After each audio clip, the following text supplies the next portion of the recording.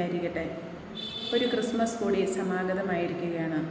സ്നേഹത്തിൻ്റെയും സമാധാനത്തിൻ്റെയും സന്തോഷത്തിൻ്റെയും സന്ദേശവുമായി ക്രിസ്മസ് ആഗതമായിരിക്കുന്നു. ഓരോ ക്രിസ്മസിനും നമ്മൾ തയ്യാറെടുപ്പുകൾ നടത്താറുണ്ട്.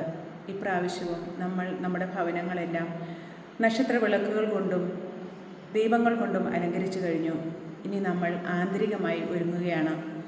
ഈശോയെ നാം എങ്ങനെ നമ്മുടെ ഹൃദയത്തിൽ സ്വീകരിക്കാം? ഏറ്റവും വിശുദ്ധമായ ഹൃദയത്തോടെ സ്വീകരിക്കുവാനായി നാം ഒരുങ്ങുകയാണ്. നോമ്പ് നോറ്റും എല്ലാ ദിവസവും ദേവാലയത്തിൽ പോയും അനുരഞ്ജന ശുശ്രൂഷ നടത്തിയും നാം ഈശോയെ സ്വീകരിക്കാനായി ഒരുങ്ങുന്നു. ഈശോ നമ്മുടെ ഹൃദയത്തിൽ വന്ന് പിറക്കാനായി നാം നമ്മുടെ ഹൃദയങ്ങളെ തയ്യാറാക്കുന്നു.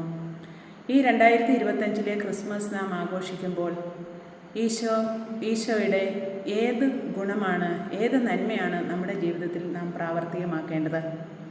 ഈശോയുടെ ലാളിത്യം നമുക്ക് നോക്കാം.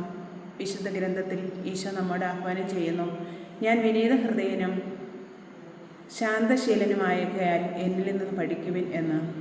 അതെ, ഈശോയുടെ ലാളിത്യവും വിനയവും നമ്മുടെ ജീവിതത്തിൽ നമുക്ക് പ്രാവർത്തികമാക്കാം.